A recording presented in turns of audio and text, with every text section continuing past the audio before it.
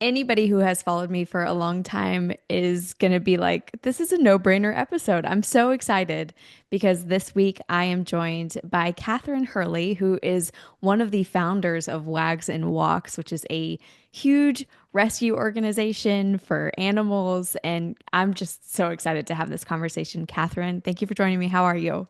I'm great. I'm so excited to be here. Thank you for having us and highlighting our work.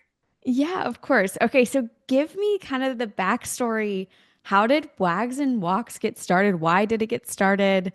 I'm super familiar with a lot of rescues and shelter work, but I know this is not a very common thing that people know about. So break it down for us in like elementary terms. Yeah. So Wags Walks specifically was founded, gosh, it's pushing 15 years now, which feels insane, by our founder, Leslie Brogg. She did not, I'm sure she would say this herself, foresee herself getting into this field per se. When she was growing up, she was like really successful in pharmaceutical sales, but she met a pit bull, and I feel like that's like everyone's kind of trajectory. When they find the dog that they really fall in love with, and she decided to really take it 10 steps further, and she realized what was going on in shelters. She moved from New York to LA and started visiting, getting involved, and kind of understanding the footprint of like what is really the crisis going on. Why are so many dogs being euthanized? And decided she wanted to do something about it. So she started Wags out of her garage. Again, age-old story, famous last words. And it kind of really just grew organically from there. She got a really great group of people together that were interested in helping her grow her mission. And that's really, the birthplace of Wags and Walks in LA. We and then I met her when I was really early 20s. I from Michigan and knew that I wanted to get involved in animal welfare. And I spent about 5 years at the LA branch and watched it grow again from her garage to their very own adoption center. And then I moved to Nashville 6 years ago, where we started the Wags Walks Nashville branch. So a really organic kind of way of it growing, which I feel like is the best way to make the greatest impact when you really believe in what you're doing, and then you're surrounding yourself with the community that wants to help. And really at the root cause of this comes down to overpopulation and lack of education, awareness, and access. And we are kind of at all of those roots trying to address it as best as we can. And we save thousands of dogs each and every year and continue to grow our programs. And I want to get into that, especially those reasons and why we're here, why this is happening, especially now. It feels like, from an outsider's perspective, that we are in a crisis unlike anything we've ever seen before. For you, though, what was the reason why you wanted to get into this and then come to a different city and start another version kind of this organization?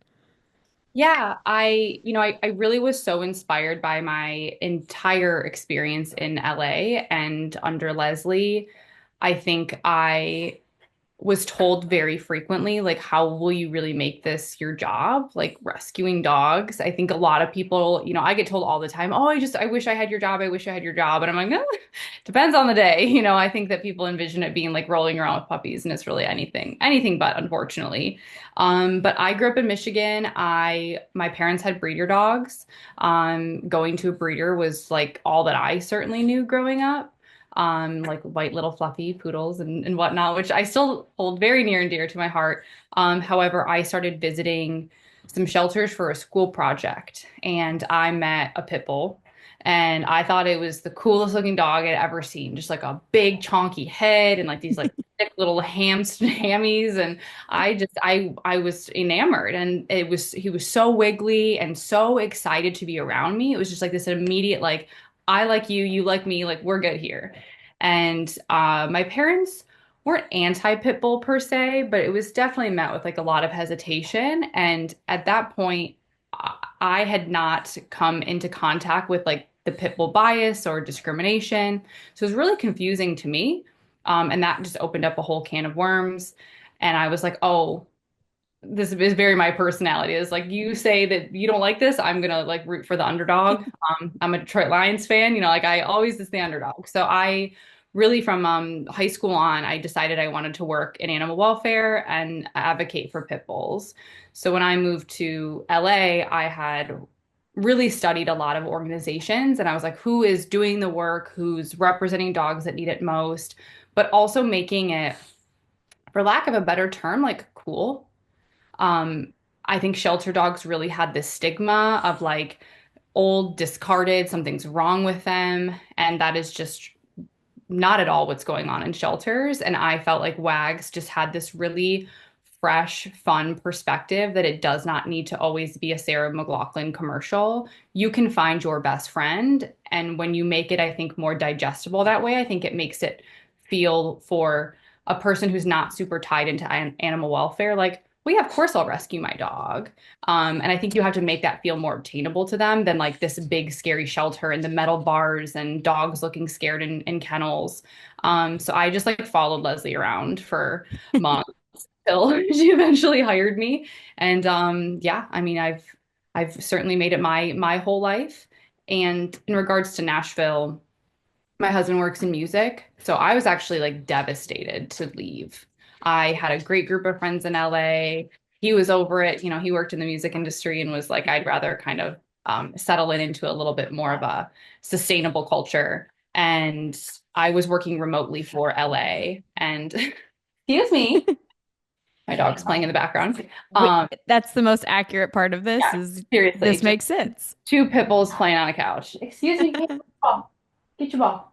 Um, that I basically I did the exact same thing Leslie did. And I started to get involved in shelters here and see what was going on. In Nashville in particular, in the South and in particular, there was a massive underrepresentation of rescues. So I kind of pitched it to her and said, hey, can I start my own branch? And she was like, I support you from afar. And but it's really boots on the ground when you talk about like building a community and finding resources and whatnot. And we turned 5 this past year, and in 2024, the Nashville branch saved 1,400 dogs. LA about the same, and we've been just kind of cruising along. I do want to talk about that stereotype of rescue animals. And I just love your numbers. I follow Wags and Walks on social media, so I always see the numbers and I always see the work that you guys are doing. And I think the thing that's so alarming to me, like I look at my dog Remy, who is this cute little fluffy teddy bear, and every time I say she's a rescue dog, people are shocked. They're like, Mhm. there's no way I'm like, yes, you can find any breed that you really want in a shelter. Unfortunately, I wish that wasn't the case. But there's this huge stereotype associated with shelters and rescue animals. So can you speak on that a little bit? Yeah, I mean, you said it really well in the way that I think that most people think they're seniors or they've bitten somebody or they have behavioral problems, medical problems. And, while certainly that is a portion of any shelter population, it is not the vast majority by any stretch. Stats kind of go back and forth, but like at this point, the average age of a shelter dog is under a year. So then you think about what that scale of like it's because there's so many litters of puppies that are unwanted, that are dumped, whether that's accidental litters, backyard breeders, hoarding cases. I mean, it runs the whole spectrum. So just at least from my experience, when we're going to shelters, it is tons of puppies, like I said, tons of small dogs, tons of we call them the fluffies, fluffies galore. My joke lately is like doodles grow on trees. I Yeah. and that's the thing is like you can want whatever dog you want. Like that's okay. You just have to be patient enough and willing to understand that when hundreds of thousands, if not millions of dogs are being euthanized, and you say that you care about animals and you care about the animal welfare of dogs and the quality of life, then you have to hold that at the front of like what matters to you and then find that dog in a rescue. And, so I've had tons of friends like, but I want a doodle. It's like, I'll find you a doodle, like maybe tomorrow. So even when I say be patient, I'm not talking years or anything like that. Hmm. Like once you kind of know what you want and even that, it's like make sure that you're finding dogs that match your lifestyle versus what you idolize in your head or think a dog is going to be. Assuming personalities. and traits don't do anyone, any good deal. Yeah. So it's like learning about that dog, especially if you're looking to adopt an adult. It's like be open and find a rescue that you trust that's going to be forthcoming about, their personality and how they've been doing in a foster home. That's what's great about WAGs. Like most of our dogs spend a decent amount of time in foster homes, so we can tell you, hey, this is how they're doing in the crate, or their potty schedule, or their socialization. This dog may or may not be great in an apartment. This dog, may or not be great with kids. And as long as you're transparent and so is the rescue, then like you can make, incredibly wonderful matches. Which is what I think WAGs does really well. But yeah, I mean, like you said, it's this year alone, we've had Frenchies, Doodles, Yorkies. I just had a whole litter of Schnauzer puppies. It's like it's sad, like you said. Hmm. And I wish that wasn't the case, but it is the reality, and so we're doing our best to kind of make sure that we're doing our due diligence on behalf of the dogs and shelters to accurately represent what's going on.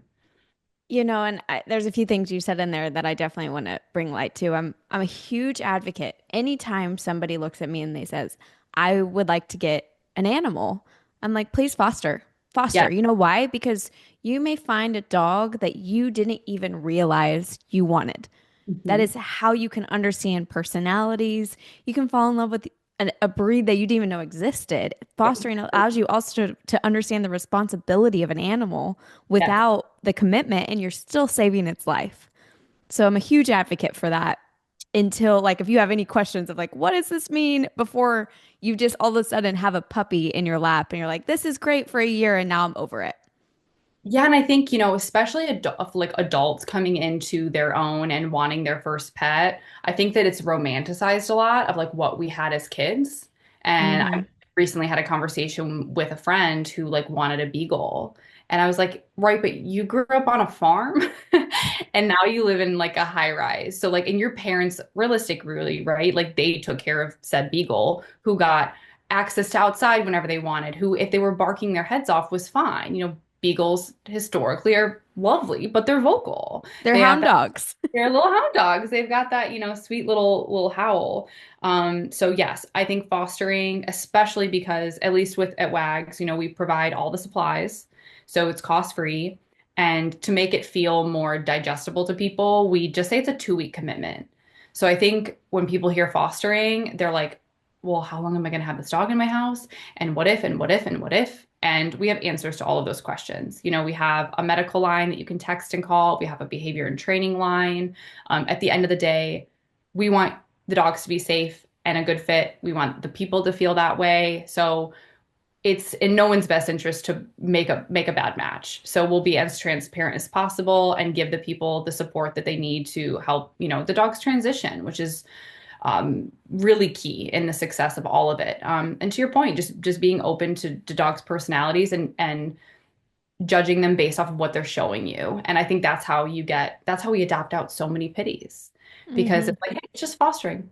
Just take her home, and I can't tell you how many people we've had foster fail that are like, I never have even really met a pit, and I did not expect to experience this, and those are the stories that really, can fill up your tank in terms of like it's obviously a hard industry to work in sometimes, and being able to see, we have this one story of this dog who he was burned and was left in an elevator, and it was just all the horrible things you can think of. And he's like 100 plus pounds, just like a big old boy, and he lives with 6 children. And Oh.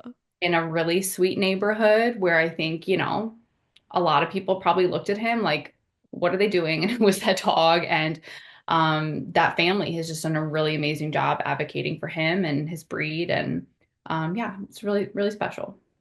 And because we're talking about this, because right after I really would love to talk about the shelter crisis, because as much as we highlight the good and all of the amazing things, there Yeah. is a very dark and horrible side of this that I want people to recognize just for the emphasis of how important this is. Yeah. But I do also I think another thing that's so important when you are looking at rescue animals, I remember this when I was volunteering at a shelter because I would always convey this information. It was the 3 day, 3 week, 3 month rule. Can you share that with everybody what that means? We love the 333 here at Wags. Yeah, so 3 days, 3 weeks, 3 months. And that really talks about the expectations of a dog coming into your home and what those transitional periods look like. So, how I explain it to people that aren't in this world often is by the time a dog is coming to you, there is usually a minimum of 4 to 5 transitions. So you have step one, where was this dog before the shelter? We don't know. In someone's house, how long were you a stray? At this point, most dogs are entering shelters as strays because they're so backed up, they won't take owner surrenders. So then what Mm, happens is then people dump them. yeah. Um, so wherever they were before, and that dog might have then been in multiple homes before that, bounced around on Craigslist. Like, you never know. And then you're going to be in the shelter. So that's drop number two. How long were you in that shelter? How stressful was that shelter?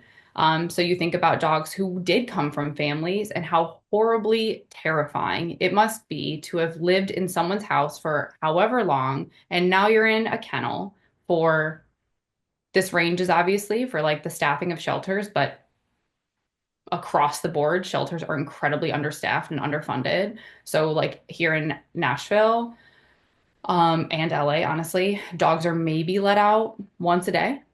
Hmm. So like you're spending 23 plus hours in a kennel. And imagine doing that as a human, right? Like you'd go insane. Like they call it solitary confinement for a reason, and people lose it. And then so after the shelter, then you're going to at least with a rescue. Now you're going to the rescue. Does that rescue have a facility? A lot of them do, yes. So even for us, even if we're gonna send that dog to shelter, they still have to then spend a couple days with us at the building. Then they're going to a foster, and then they're going to you.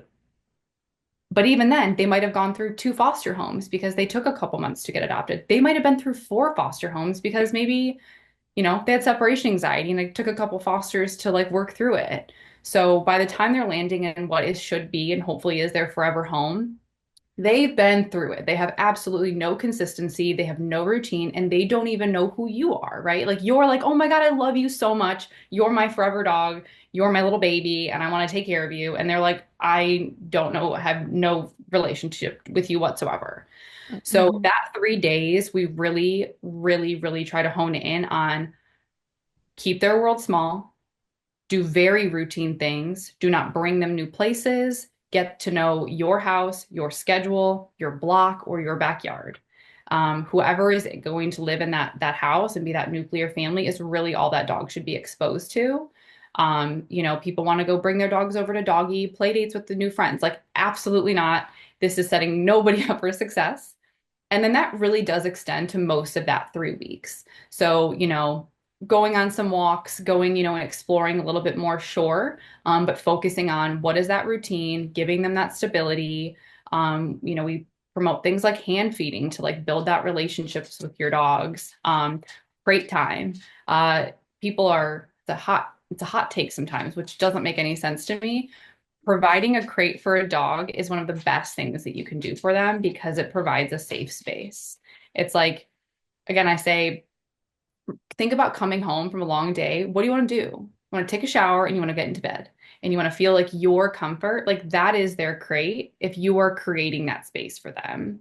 And then the more and more they're coming into their own, you're going to see new personality things. You might see some regressions, right? Like maybe they were terrified the first three days or week, and now they're like, oh wait, this is kind of fun. And keeping that consistency is what will help through kind of that adjustment period. And then that takes you kind of to your 3-month mark of really kind of seeing who is my dog. We've built this relationship. They trust me to not put them in bad situations. I trust this dog too, right? Like I can trust you to, if you don't want to create your dogs long term, I can trust you to, be outside at the grocery store, or I can trust you to, go on a hike with me and my friend and their dog and do a proper introduction.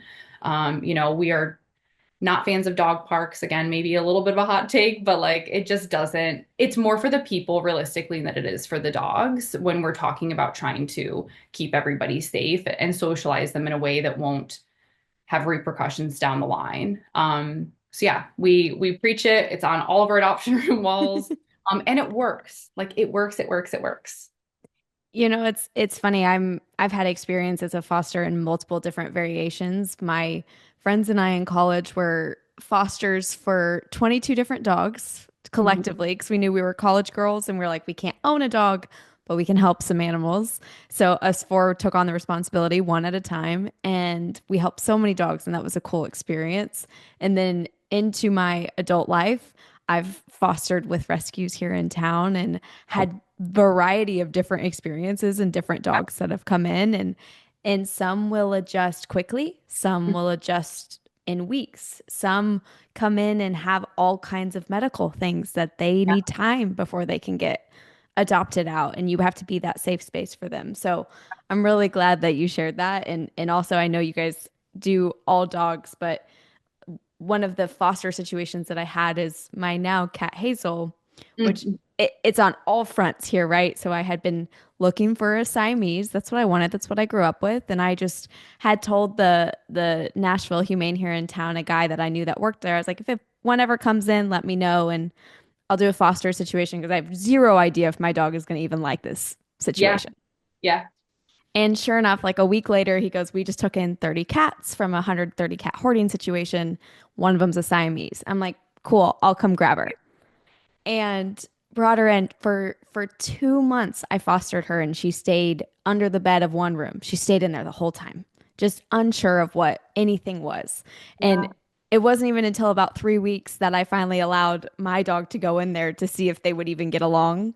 Yeah. And when they did, it was like both of them were like, what is happening? Who What are is you? going on? And then she became obviously a foster fill. She's now mine, but I didn't also even find out how old she was until the day of her adoption. They're like, she's 8 years old. I'm like, well, I'm already in love with her, so it is what it is. It is what it is. Sign me up. Sign the papers. Yeah. So all that to say, there are so many variations of Yeah. that, Yeah. and I've seen so many of them on a personal level. So all the things that you're talking about, I can test to and Yeah. verify as just a normal human being, not even somebody who's involved in a Yeah. rescue. Now, turning to that really big crisis that we are in right now. Yeah. I've seen it. I mean, I'm on so many different Facebook pages. It's all over my feeds of just the abandonment that's happening, the breeder crisis, the lack of resources, everything. What is going on right now? Like this huge crisis that is happening, and what are some things that people, just a normal person like me, can do to help? Yeah. It's certainly overwhelming. I've been doing this since I got out of college, so like 12 years, and there was a really short window before COVID where like we saw some numbers improving and COVID just took us back so far.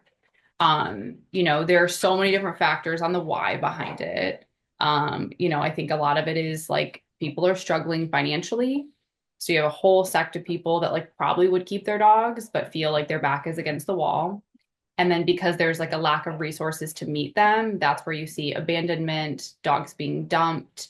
Um, I mean, just the amount of dogs are like literally like left in apartments because people are like, I'm moving. The amount of emails I get, and it's hard, right, to balance empathy for people because you have to have it because if you don't, you will be jaded. And at the end of the day, like we have to work together to get through the problems. But then on the other hand, you get some of these emails or you see these scenarios and you're like, how is this what the decision that you made, like to literally lock the door, leave, and like your dog is still inside, and who did you think was going to help you?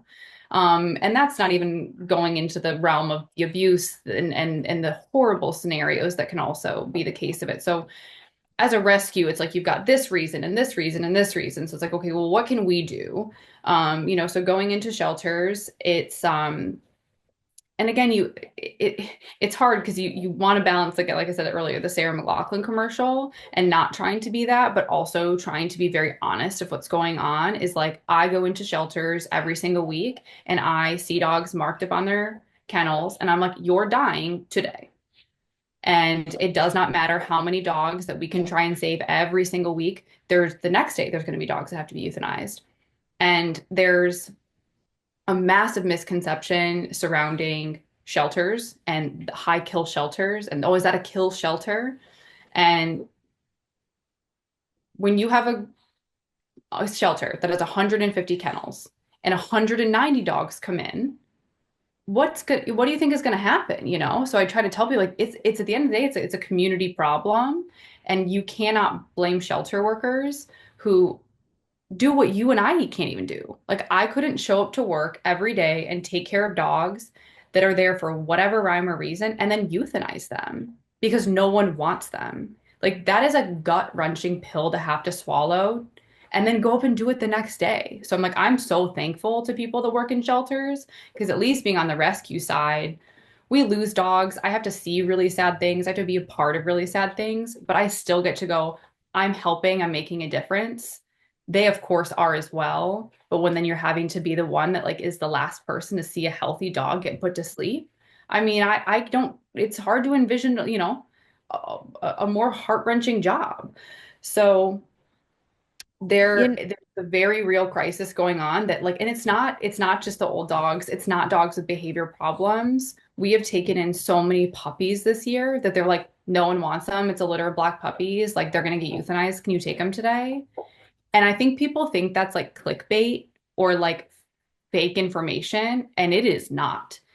In LA, in the South, you know, Tennessee's horrible, Texas is horrible. It's everywhere, and it's brutal. You know, we've seen domestic violence went up in COVID. So did animal abuse, hoarding. You know, you have people struggling financially, mental health, all of it. I mean, we went to so many hoarding cases this year, properties where I'm like, there's literally just dead dogs just on the ground.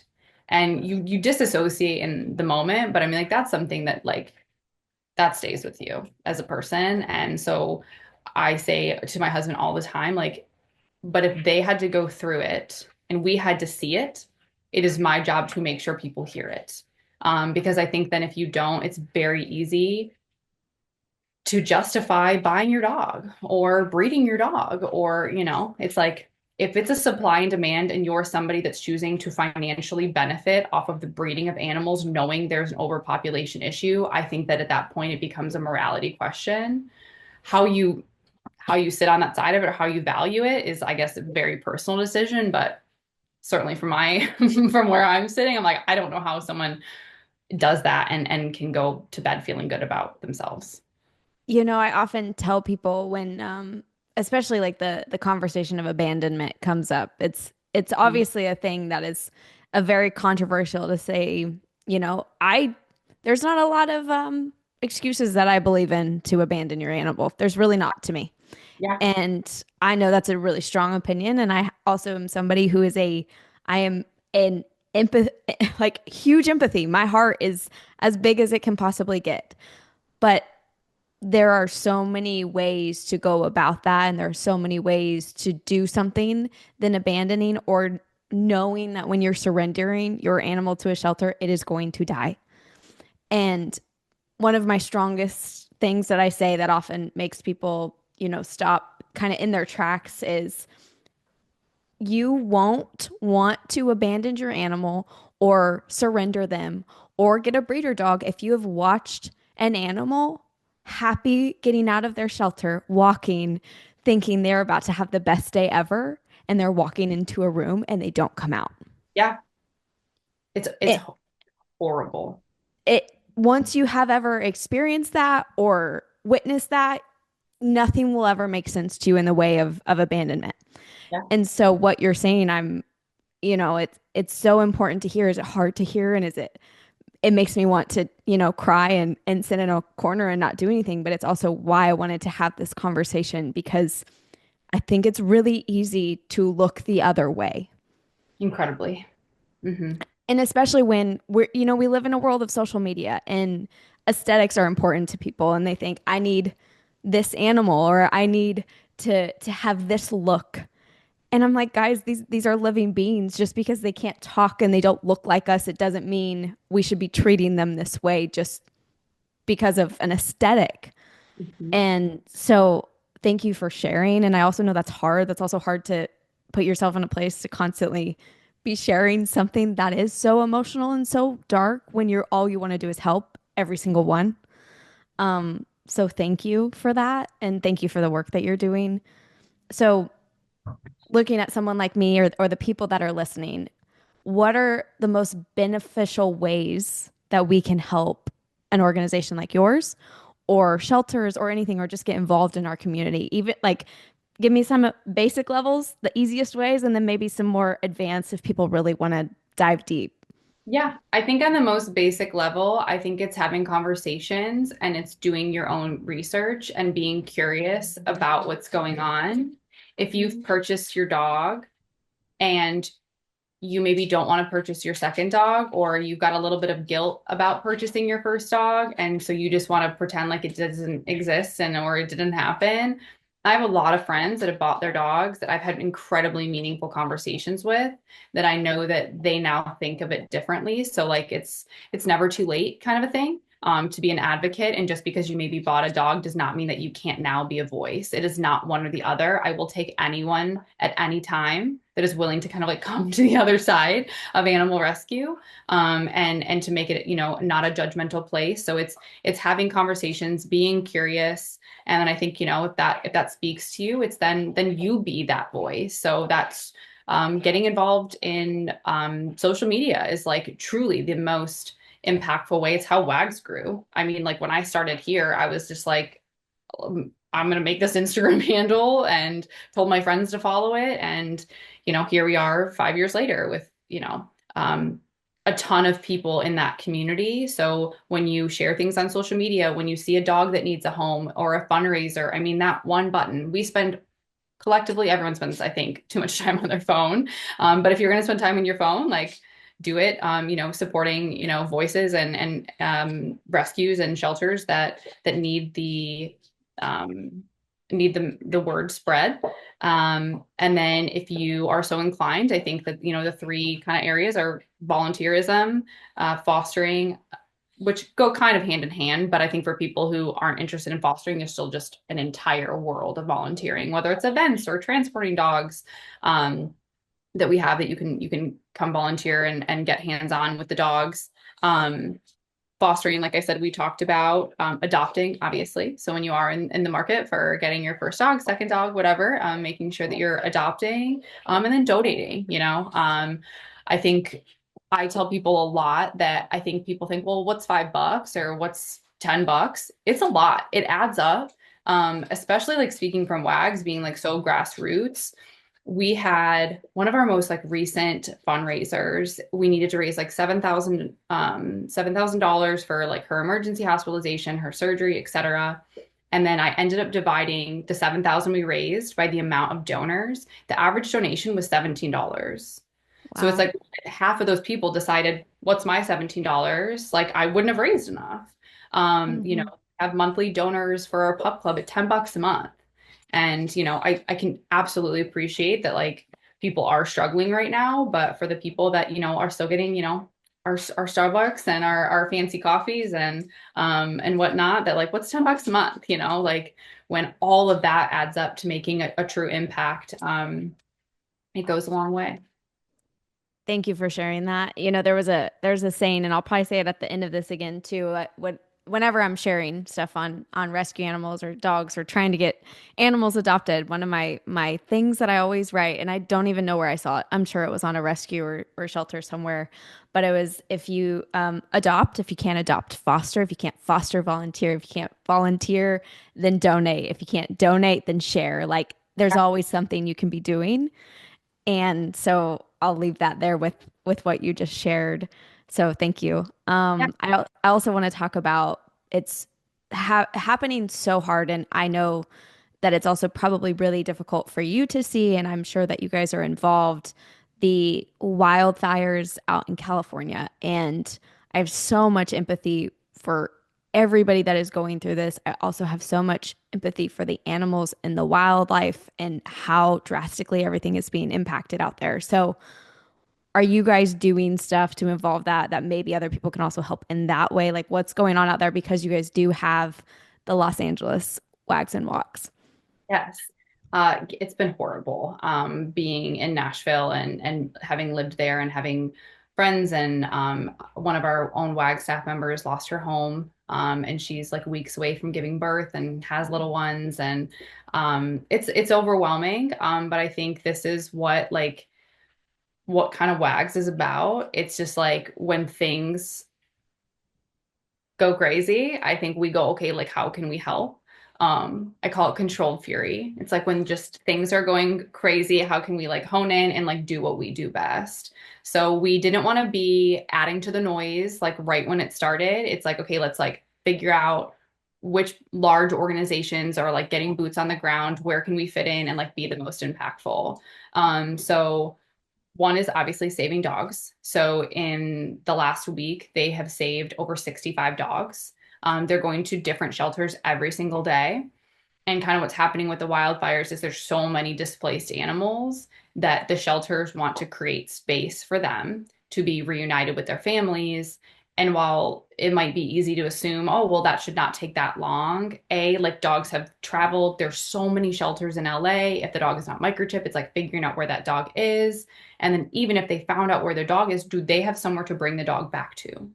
We know how many like landlords, leasing companies do not allow for pets, which I've seen some like lifting their restrictions and things like that, especially for short-term rentals for to be able to accommodate families that have pets. So shelters are giving people longer to claim their dogs. I think most shelters have been like 21 days. That is a death sentence for the dogs that have already been there. Those are dogs we already know don't have homes. So Wags is going to those shelters. The first day we got there, we like met the longest term resident and they're like, yep, you're coming with us, get in the van. So in some ways it's been so impactful for the dogs that have been there for so long because I think rescues are going, okay, like this is where we are actually needed. It's not taking the cutest little fluffy dog, it's who needs it and who can we help. So going to tons of shelters for the rest of this week, they'll be going and they're in communication daily with like who needs the most help. Two is their supply drive. So we knew we have a building, our building is safe, we've got the room. It exploded. They have so much supplies. So at this point, we're kind of distributing it two different ways. So one is like show up to our adoption center. The adoption center is in West LA. It's like no questions asked, like take what you need. It's obviously like, pet supplies, but there's cats and dogs, and honestly, probably some other smaller animals, rabbits, things like that, that if you need supplies, show up. If you know people, tell people to go there. We're open every single day. And then we have a sign up sheet. So people can say, hey, I need supplies. I can't come to you. And then we have volunteers driving the supplies. We have plenty of volunteers and plenty of drivers. So same thing, simple as just fill out this quick form, let us know what you need, be specific because we probably have it, and we'll get it to you. And then three is our grant program that we just launched. We've never done anything like this. I'm super proud of the team for being as creative as possible. I think Wags has such trust in the community that when people are donating their money to our our wildfire fund, we are trusted to make the most of their donations. And we had an enormous amount of support for this fund. So we were like, okay, yes, we've saved 65 dogs. We're doing all the supply drive. We're doing all this work. But at the end of the day, like these dollars should go as far as they can. And we want to make sure that we're not just keeping that for our own dogs outside of what's going on right now. So we're actually giving away funding to both families and other animal welfare organizations. So Wow. we are starting with $20,000 of that we're giving away of funds, but we're having other partners show interest in this. So the more matches we can get to this, the more that we can give away. It's a really simple process. It's on our website. You have to just say if you're an individual, if you're applying on behalf of somebody else, or if you're an animal welfare organization and what you're seeking funding for. So this could be boarding and the cost of, hey, I got to go get my dog from the shelter, or I need to go stay with family and I need to put my pet in boarding right now. We're an animal welfare organization and we had damage to our building. Or, hey, I just need costs of veterinary care because my pet was injured. There's so many dogs who have had burns, who got hit by cars, who, the whole runs the whole gamut.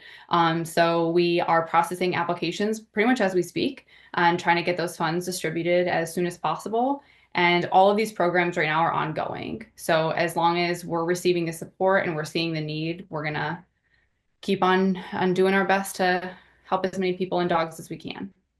Wow, it's amazing what you guys are doing, not just, in Nashville and LA and with the wildfires, but just across the board. And the fact that you guys are constantly trying to find new ways to do so.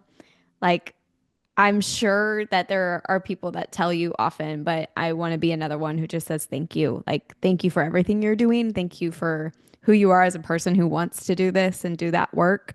I think it's really special, and the stuff that you're doing doesn't go unnoticed, especially to somebody like me. So, just thanks to you, your whole team, everyone who's doing all of that. And, you guys share this. Hopefully they can get even more donations and stuff to help those grants and help more families and stuff because I've seen so many videos and I keep watching them, waiting for ways to help. And now we have one. And this is a trusted way to help. Yeah.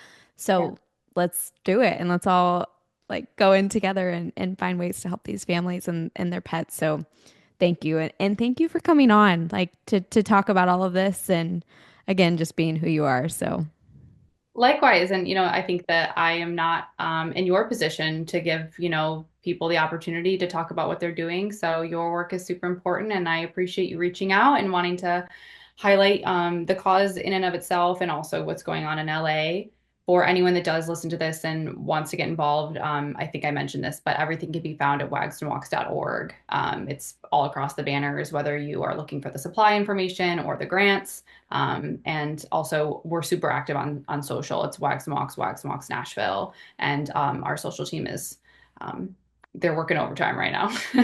yeah, they do amazing stuff. That's how I always see what you guys are up to. I follow it myself and I've been fortunate to help you guys in a lot of different ways and I will continue to do so just again because of the work that you guys are doing is amazing. So, and also if you're like I really want to get involved locally, there's so many wonderful organizations like Wags and Walks. If you don't live in Nashville and you don't live in LA, there are rescue groups everywhere. You can search on Facebook and say rescue group, and I promise you, you will find one. So if this is, you want to get really hands-on involved locally, there's that way too. So again, Yeah. thank you, Kathryn. Thanks for being here and everything. Yeah. Thank you so much for having me.